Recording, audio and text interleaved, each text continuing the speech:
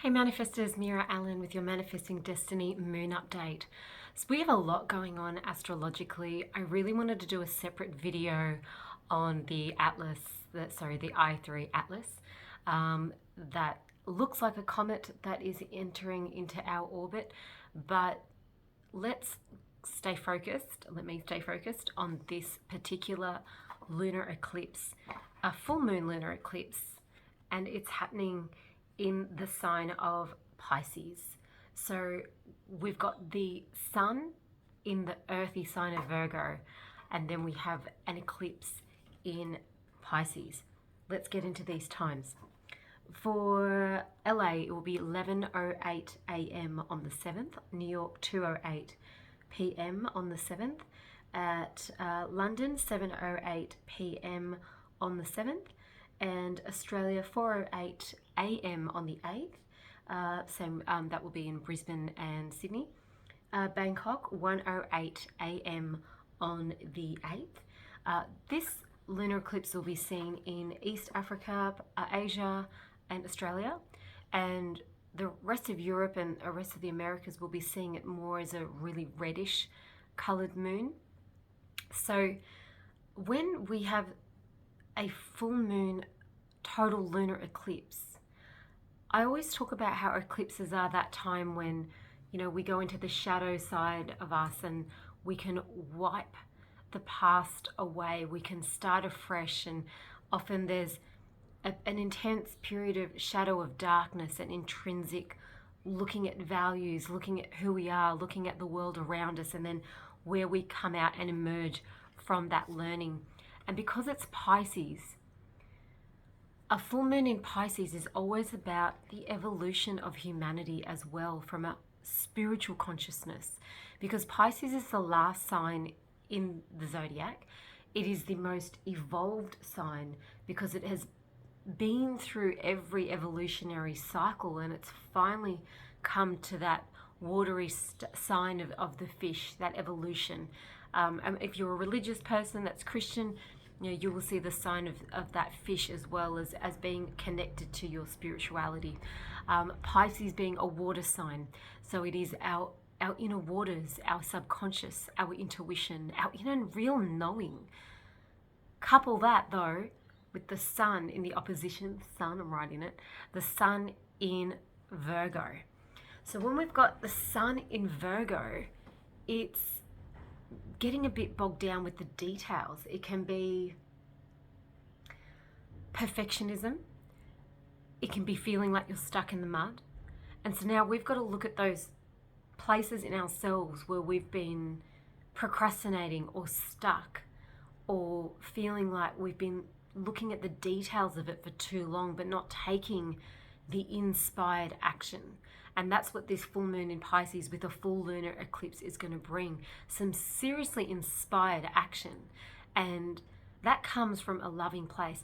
I really wanted to read something that's in this beautiful Moon Goddess diary book, which I was reading this morning, and I wanted to share it with you.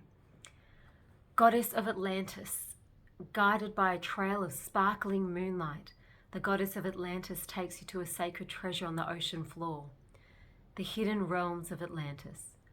She whispers to you that you have been holding yourself back from dreaming. You have stopped feeling, shutting down vital parts of yourself. You have got caught up in rules or restrictions, the have-tos or reality. You are caught in a world of judgment and limitations. You've stopped hoping for more. You are craving the space to reconnect to a world of wonder, play, and limitless possibilities. You seek to feel creatively inspired by following the path of your joy and unlocking the gates of restriction, allowing your imagination to be set free in a place that supports you to do that. The goddess of Atlantis, her gift to you in this world is you can breathe underwater. You can intuitively commune with animals. Your best friend could be a wise turtle or a dolphin that invites you to play. There are ancient cities made of coral and crystalline, palaces that glow in the moonlight. You effortlessly swim through the sea with your mermaid friends. Whales breach in celebration of you. They hold you while you sleep. Everything is possible in Atlantis. The goddess of Atlantis mantra is, I'm learning to reconnect to my imagination and dream. It's so beautifully written. It says here, the favourite crystals are clear quartz, super 7, citrine and amethyst. Her favourite sounds are singing bowls and wind chimes. Her favourite smells are lang lang, frankincense, myrrh, rose and gardenia. It's funny, I recently got a bunch of roses here, so it's nice to have that scent. Rose and gardenia. Her favourite colour is aquamarine. Her favourite moon phase is the waxing moon, which we're in right now. So if you are in East Africa, if you are in Australia and parts and Asia, you'll be able to see this full lunar eclipse and really take in the energy of it. But the whole planet will be taking the energy of it. Every human being, because we've got 70-80% water, we can take in the energy of it in our waters. So think about yourself. Where can you flush out? Where can you remove stagnancy? Where can you bring back a natural flow? It's the thing that's been on my mind a lot lately has been love. Work and everything else has been absolutely fine, but I've been really in this romanticism space in myself, and hence the roses and things. And where is your love? I've been upping my self-care, and even for this video before, like I slept last night with castor oil and little feet castor oil socks, and I'm getting a pedicure today, and there's just been this shift towards self-care and self-love in a way that I've been missing. So I know people think of these eclipse seasons starting as a bit like, oh, and there's all this chaos and madness in the world, but it is up to us at an individual level to move away from the anger and madness and craziness of the world, and go with your inner flow, go with your inner divine guidance and your intuitive and your meditation and your inner knowing of self-care and self-love and your higher evolved state as we have this full moon in Pisces, and move away from the opposing, it can be that Virgo earth and criticism and details and bogged down feeling in that earth, but let yourself go to the through the eclipse, let yourself go through to the Piscean waters while we have this opposition of Virgo Pisces happening. We can use it. The world needs us more than ever to be in that softness, to be in that loving, joyful space, and to bring some self-care and self-love and some nourishment to the world in that watery way. Whether it comes through your tears, whether it comes through sweat, whether it comes through cleansing the skin, whether it comes through drinking more water, whether it comes through a detox, or whether it comes through communing with water in the ocean, or whatever your way you commune to your waters this eclipse, really, really go into that in the way that brings you the most harmony, the most spiritual awakening, where you feel like you are in that Atlantis feeling of that underwater world where everything is new and lucid and dreamy. You deserve it.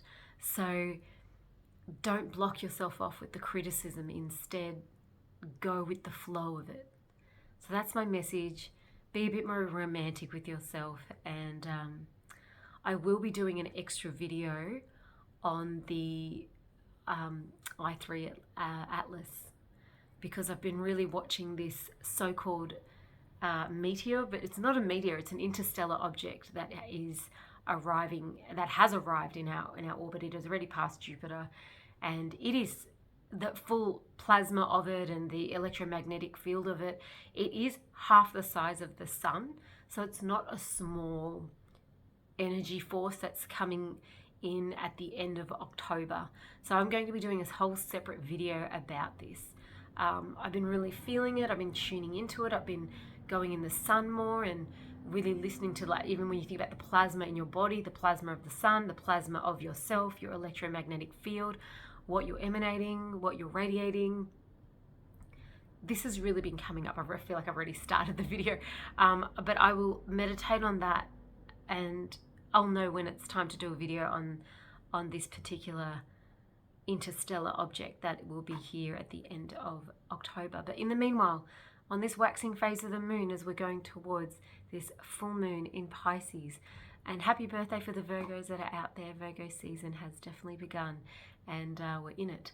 I will catch you on the next video.